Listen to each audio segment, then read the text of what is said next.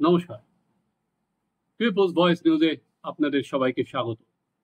শেষ পর্যন্ত গোয়ার স্বাস্থ্যমন্ত্রী বিশ্বজিৎ রানে যে ডাক্তারকে সাসপেন্ড করার নির্দেশ দিয়েছিলেন তা খারিজ করে দিলেন গোয়ার মুখ্যমন্ত্রী প্রমোদ সাওয়ান্ত।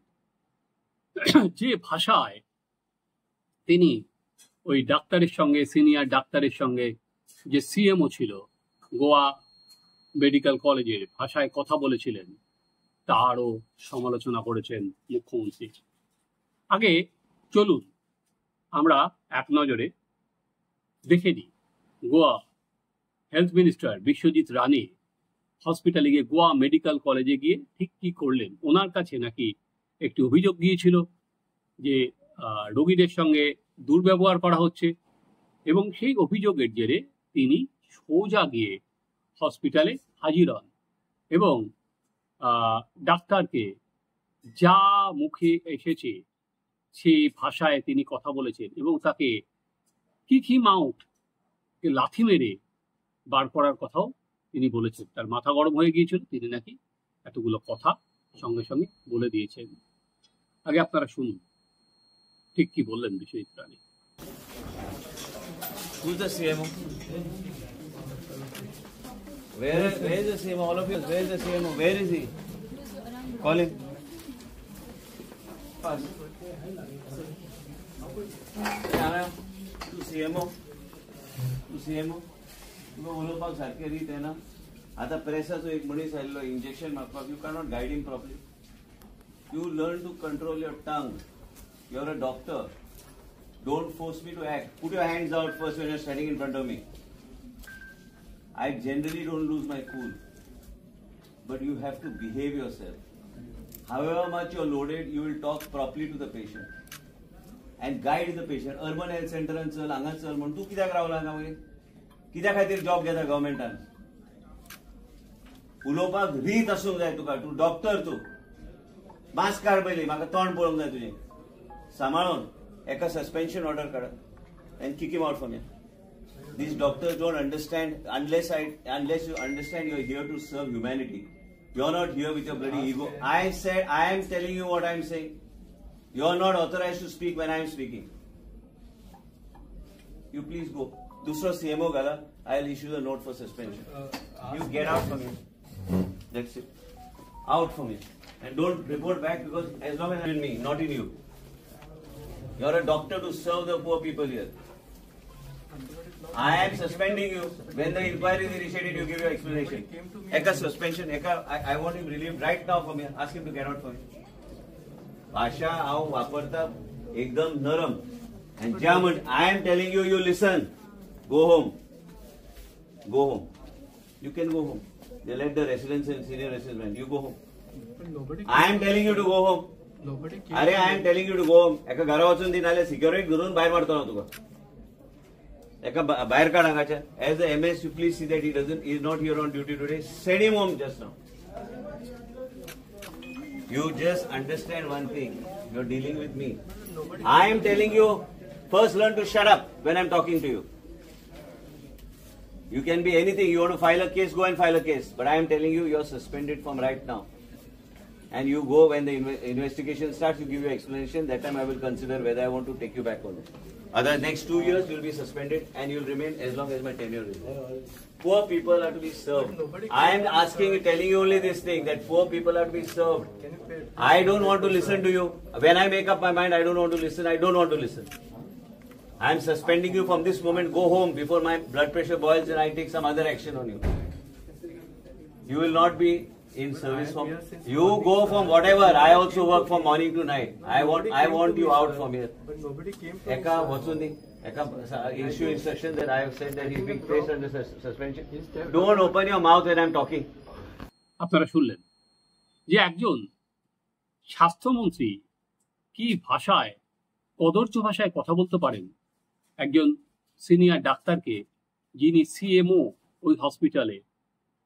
সেটা কিন্তু যখন এই ভিডিওটা ভাইরাল হয়ে যায় তখন কিন্তু চিৎকার পড়ে যায় এবং সবাই এই স্বাস্থ্যমন্ত্রীর পদত্যাগ দাবি করতে থাকেন, তাকে ক্ষমা চাওয়ার কথা বলতে থাকেন। পরবর্তীকালে বিশ্বজিৎ রানে ক্ষমা চাননি, কিন্তু যে ভাষায় তিনি কথা বলেছেন তিনি বলেছেন আমার হয়তো ও ভাষায় ওই কথা বলা উচিত হয়নি, কিন্তু একই সঙ্গে তিনি বলেছেন যদি এই রোগীদের সঙ্গে দুর্ব্যবহার করা হয় তাহলে তিনি থেমে থাকবেন না। তিনি সারপ্রাইজ ভিজিটে গিয়েছিলেন ওই হসপিটালে, ওই কথা বলার পর তিনি থেমে থাকবেন না সেটাই বুঝিয়েছেন। কিন্তু এই ঘটনায় যেহেতু এটা ভিডিও ভাইরাল হয়ে যায়, প্রচন্ড বিড়ম্বনায় পড়েছিল গোয়া সরকার। এবার প্রমোদ সাওয়ান্ত যে টুইটটা রবিবার দিন করেছেন আপনাদের এক্স হ্যান্ডেলে, যেটা লিখেছেন আমি আপনাদের পড়েও দিচ্ছি। I have reviewed the issue of Goa Medical College and held discussion with the health minister. I want to assure the people of Goa that Dr. Rudresh Kuttikar will not be suspended. The state government and our dedicated medical team remain fully committed to ensuring the highest standard of healthcare for every citizen. We also appreciate the tireless efforts and invaluable service of our doctors who continue to save lives. তা স্বাস্থ্যমন্ত্রী যেটা বলেছিলেন সেটা পত্রপাঠ খারিজ করে দিলেন মুখ্যমন্ত্রী। এবার যেটা বলা হচ্ছে যে স্বাস্থ্যমন্ত্রী কি এরপরে পদত্যাগ করবেন, যেই দাবি উঠতে শুরু করেছে, বা ওনাকে প্রকাশ্যে ক্ষমা চাইতে হবে। এই ঘটনা আর কি উনি পাবলিকলি যেটা সাসপেন্ড করলেন মুখ্যমন্ত্রী, সেটা বললেন যে সাসপেনশন হবে না। উনি যাকে লাথি মেরে বার করে দেওয়ার কথা বললেন মুখ্যমন্ত্রী সেটা খারিজ করে দিলেন। আমি জানি না এরপরে স্বাস্থ্যমন্ত্রী হিসাবে ওনাকে ওখানকার লোক কতটা মানবে। আদতে আমি আজকে এই প্রসঙ্গে নিয়ে কেন আলোচনা করছি বলুন তো? শুধু গোয়া থেকে পশ্চিমবঙ্গ তো অনেক দূর। আমি আজকে কেন এই প্রসঙ্গের অবতারণা করলাম, নিশ্চয়ই কারণ আছে। চলুন আপনাদের ফ্ল্যাশব্যাকে আমি ফিরিয়ে নিয়ে যাই 2011 সালের 26শে মে। আমাদের স্মৃতি দুর্বল, তাই আপনাদের আমি একটু স্মৃতিতে ঝাঁকুনি দিতে চাইছি। মুখ্যমন্ত্রী হওয়ার পর মমতা বন্দ্যোপাধ্যায় বিভিন্ন হসপিটালে ভিজিট করতেন। তিনি হসপিটাল কেমন চলছে বা না চলছে, উনি তখন রাইটার্স বিল্ডিংয়ে যেতেন। রাইটার্স বিল্ডিংয়ে যাওয়ার আগে বিভিন্ন হসপিটাল পরিদর্শন করতেন। এরকমই একদিন ইনি পিজি হসপিটালে যান, তারপরে সেখানে বাঙুর ইনস্টিটিউটেও গিয়েছিলেন। এবার বাঙুর ইনস্টিটিউটে তিনি যখন গেলেন, সেখানে তিনি বাঙুর ইনস্টিটিউটের তৎকালীন অধিকর্তা শ্যামাপদ গড়াইকে ডেকে পাঠালেন, এবং মুখ্যমন্ত্রী যেখানে যান সপার্ষদ যান, একা তো যান না। তো শ্যামাপদ গড়াইয়ে অপরাধ হয়েছিল, তিনি সঙ্গে সঙ্গে আসেননি এবং বলেছিলেন যে তার হাতে যে রুগী আছে তিনি সেটা দেখা শেষ করে তারপর মুখ্যমন্ত্রীর সঙ্গে গিয়ে দেখা করবেন। এতে মুখ্যমন্ত্রী খুব রুষ্ট হন। শ্যামাপদ গড়াইকে ডেকে পাঠানো হয় এবং মুখ্যমন্ত্রী হসপিটাল ত্যাগ করার পর তাকে কিন্তু অনির্দিষ্টকালের জন্য ছুটিতে পর্যন্ত পাঠিয়ে দেওয়া হয়। দীর্ঘদিন শ্যামাপদ গড়াইকে ছুটিতে পাঠিয়ে দেওয়া হয়। এখন তো তিনি রিটায়ার হয়ে গেছেন, তার বিভিন্ন আর কি বেতনের সুযোগ সুবিধা বা অন্যগুলোতে বাধা দেওয়া হয়, এবং তার মেডিকেল যে ডাক্তারের যে রেজিস্ট্রেশন সার্টিফিকেট সেটা পর্যন্ত কিন্তু খারিজ করার চেষ্টা হয়েছিল, যে শ্যামাপদ গড়াইয়ের হাতে অন্য আর কি মৃত্যু হয়েছে এই অভিযোগকে কেন্দ্র করে। সেটা কিন্তু পর্যন্ত পিছপা হয়নি, সেটা করার পর্যন্ত প্রচেষ্টা হয়েছিল। যেই প্রসঙ্গে এই অবতারণা, যে আজও আমাদের যদি আমরা দেখতে পারি যে এই মেডিকেল যে জায়গায় স্বাস্থ্যক্ষেত্রে এখনো কিন্তু সেটা কি কমেছে নাকি হুমকি, সেটা একেবারেই কমেনি। এই যে জুনিয়র ডাক্তারদের যে আন্দোলন, সেটা তো এই হুমকি প্রথার বিরুদ্ধে। আরজি কর থেকে শুরু করে অন্য হসপিটালে জুনিয়র ডাক্তাররা যে আন্দোলন করেছিলেন অভয়ের মৃত্যুর পর, তাদের অন্যতম অভিযোগিত ছিল যে হসপিটালে যেভাবে হুমকি রাজ, যেখানে তাদের অধ্যক্ষ সন্দীপ ঘোষ যেরকম একটা কোটারি করেছিলেন বিরূপাক্ষদের নিয়ে। কিন্তু দেখুন গোয়া যেটা পারলো বলা যেতে পারে, গোয়া মুখ্যমন্ত্রী নিজে পারলেন, নিজে পাবলিকলি এক্স হ্যান্ডেলে লিখলেন যে তিনি ডাক্তারদের পাশে আছেন এবং তিনি এই সাসপেনশনটা প্রত্যাহার করে নিচ্ছেন। তাহলে মুখ্যমন্ত্রী সামনে থেকে সেটা লিড করলেন, সাসপেনশন প্রত্যাহার করে নিয়ে। এবং এর ফলে যারা ডাক্তাররা আছেন স্বাভাবিকভাবে তাদের মনোবল অনেক বেশি আর কি বাড়বে।